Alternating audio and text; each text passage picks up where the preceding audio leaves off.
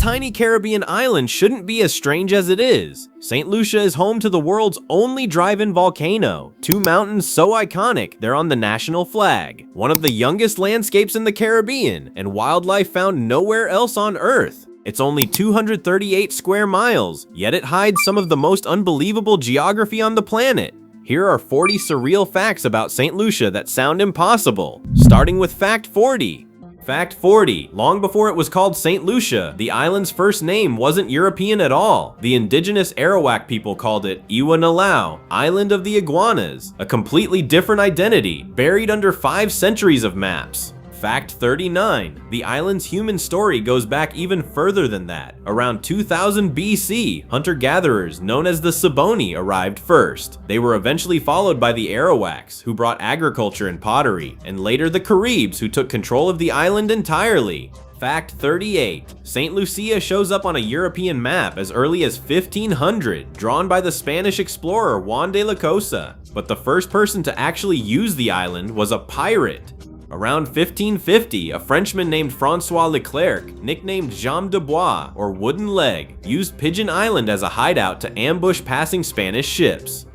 Fact 37. The English tried to settle St. Lucia in 1605. It went badly. Within weeks, most of the settlers were killed by the resident Caribs, and the 19 survivors who were left had to flee the island in a canoe. Fact 36. Around 1625, Dutch settlers built a fort on the island's southern tip. That fort gave its name to what is now the town of Vieux Fort, a name that's outlasted the fort itself by 4 centuries. Fact 35. The French finally managed a permanent settlement in 1650, arriving from nearby Martinique. 10 years later, in 1660, they signed a formal treaty with the Caribs. It wouldn't be the last treaty the island would see. Fact 34. Between 1651 and 1814, St. Lucia changed hands a staggering 14 times, 7 times French, 7 times British. The fighting was so relentless that the island earned a nickname borrowed from Greek mythology, the Helen of the West Indies, after the woman whose beauty supposedly launched 1,000 ships and a decade of war. Fact 33. During one stretch of that conflict, France offered freedom to enslaved people on the island if they took up arms against the British. Many did, forming a guerrilla resistance movement known as the Brigands, only for France to later reverse course and reinstate slavery once it regained control. Fact 32. Slavery was formally abolished on the island in 1834, but freedom wasn't immediate. Former slaves remained bound under a forced apprenticeship system for 4 more years, until 1838. Fact 31. St. Lucia joined the short-lived West Indies Federation in 1958, moved to associated statehood with Britain in 1967, and finally became a fully independent nation on February 22, 1979.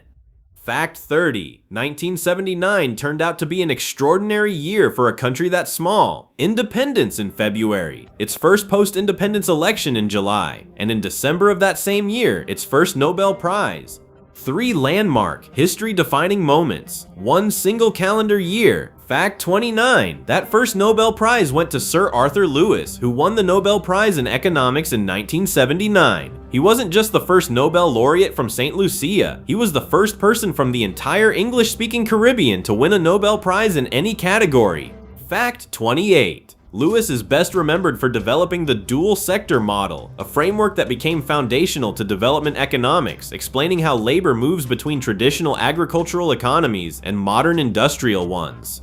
Decades later, it's still taught in economics programs worldwide.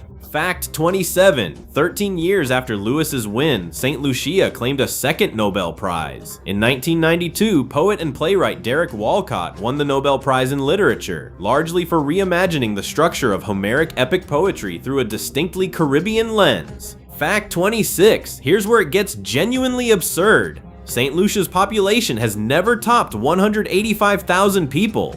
2 Nobel Prizes from a population that small gives it the highest number of Nobel laureates per capita of any country on Earth, roughly 10.8 per million people, ahead of nations with populations in the tens of millions. Fact 25. It gets stranger still. Both Nobel laureates, Lewis and Walcott, were born in the exact same city, Castries, the island's small capital. Fact 24. Physically, St. Lucia is tiny, just 27 miles long and 14 miles wide at its widest point, smaller in land area than plenty of individual cities. And yet inside that footprint sits a mountain range, a rainforest, volcanic black sand beaches, and living coral reef. Fact 23. Geographically, it sits almost exactly in the middle of the Windward Islands chain, about 24 miles south of Martinique and 21 miles northeast of St. Vincent. Fact 22. St. Lucia belongs to the Lesser Antilles, a curved 700-kilometer arc of volcanic islands sitting directly above a tectonic subduction zone, where one of the Earth's plates is slowly being forced beneath another. Fact 21. The island's highest point, Mount Gimme, rises more than 950 meters into the clouds. Geologists date its formation to a major volcanic phase roughly 2 million years ago. Fact 20. The oldest volcanic rock on the island, exposed near the coast at a site called Geological, has been dated to between 5 and 6 million years old, making it far older than the mountains it now sits beneath. Fact 19. Around 300,000 years ago, an enormous section of the volcano collapsed in what geologists call a gravity slide, a landslide on a continental scale. That collapse carved out the Qualabou Depression, which today is the most geothermally active zone in the entire Lesser Antilles. Fact 18. St. Lucia's most famous landmarks, the Pitons, aren't actually volcanoes in the traditional sense. They're the eroded plugs of ancient lava domes, magma that hardened solid inside the volcano's vents roughly 200,000 to 300,000 years ago, long before the surrounding caldera even existed. Fact 17. Gros Piton measures 3 kilometers wide at its base. Petit Piton, despite being narrower at just 1 kilometer wide, is actually the steeper and more dramatic looking of the two. A high ridge called Piton Mitten connects them. Fact 16. Gros Piton stands 798 meters tall. Petit Piton reaches 743 meters. In 2004, UNESCO designated both as a single World Heritage Site, protecting not just the peaks but the surrounding forest, reef, and geothermal features around them. Fact 15. The Pitons dominate the island's skyline so completely that they're visible from almost anywhere on St. Lucia, and for centuries, sailors approaching from the sea used them as a natural navigation landmark, long before GPS existed. Fact 14. Inside that same volcanic system sits Sulphur Springs, marketed, quite literally, as the world's only drive-in volcano. Visitors can drive a car straight into the collapsed crater itself. Fact 13. The only recorded historical eruption at Sulphur Springs happened in 1766, a relatively minor explosion that scattered ash and cinders across the surrounding area. It's been quietly steaming and bubbling ever since without another major eruption. Fact 12. The mud pools inside the crater run at roughly 113 degrees Fahrenheit, and their gray color comes from a natural mix of sulfur, iron, and copper. Locals have bathed in it for generations, believing in its skin and health benefits, and today it's one of the island's biggest tourist draws. Fact 11. The nearby town of Surreal takes its name from the French word for sulfur, and it's not alone. Nearly every French colonized island in the region has a volcanic feature called Surreal, including similar sites in Guadeloupe, Dominica, Montserrat, and St. Vincent. Here's a fact that sounds made up but isn't. Fact 10. St. Lucia is the only sovereign country in the entire world named after a real historical woman, St. Lucy of Syracuse, a 4th century Christian martyr later venerated as the patron saint of the blind. Fact 9. According to island legend, French sailors were shipwrecked here on December 13, 1502, the feast day of St. Lucy, and named the island in gratitude for surviving. A Vatican-held globe from 1520 suggests Spanish mapmakers may have actually used the name even earlier. Fact 8. To this day, St. Lucia's National Day falls on December 13th, a direct nod to that shipwreck legend and the saint's feast day, more than 500 years later. Fact 7. On the island's west coast sits Marigot Bay, which the American novelist James Michener once called the most beautiful bay in the Caribbean. Its narrow entrance and deep sheltered water make it a natural hurricane hole, capable of protecting boats from even the fiercest Atlantic storms. Fact 6. That same bay has a Hollywood credit. In the 1967 film Dr. Dolittle, Marigot Bay served as the on-screen landing site for the movie's fictional giant pink sea snail. Fact 5. St. Lucia is home to 4 snake species found nowhere else on Earth, and the one that matters most is the fer-de-lance, locally called sapan, scientifically Buthrops carabeus. It's the island's only truly venomous snake, and as a pit viper it can sense body heat, striking at warmth and movement alike. Despite the reputation, it's actually shy and would rather flee than fight. When cornered, it vibrates its tail and puffs up its body before striking.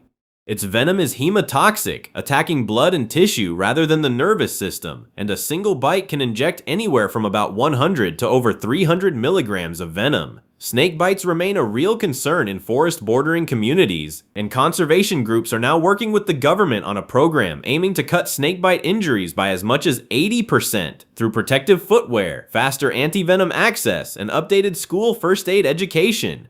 Fact 4. One of the island's other endemic snakes couldn't be more different. It's a blind, burrowing thread snake, barely 6 inches long and about as thin as a pencil lead. It spends nearly its entire life underground, surfacing only when heavy rain floods its tunnels, and instead of eyes that form real images, it can only sense light and dark. It hunts almost exclusively ants and termites, slipping straight into their nests. In a country famous for one of the most feared vipers in the Caribbean, this tiny, completely harmless cousin lives its whole life without most St. Lucians ever knowing it exists. Fact 3. The St. Lucia whiptail lizard, locally called Zando, wasn't even known to science until 1958, when a specimen had to be shipped all the way to the Smithsonian Institution before anyone could identify it. Males and females don't just differ in size, they're colored completely differently. Females are a soft chocolate brown with white spots, while males display green, black, yellow, and blue markings that happen to match the exact colors of the St. Lucia flag. Wild populations now survive almost entirely on 2 tiny islets, Maria Major and Maria Minor, inside a protected nature reserve. In 1995, conservationists relocated a founding group of just 39 lizards to nearby Praslin Island after clearing out invasive rats. Within a decade, that population had grown by nearly 800%. Fact 2.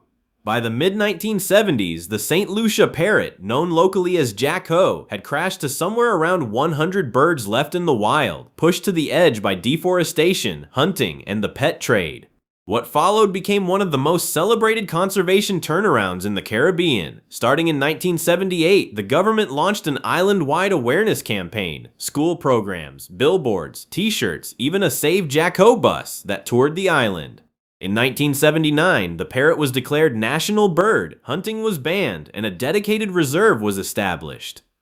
Decades later, the population has climbed into the low thousands, and Jack-O now sits proudly on the national coat of arms.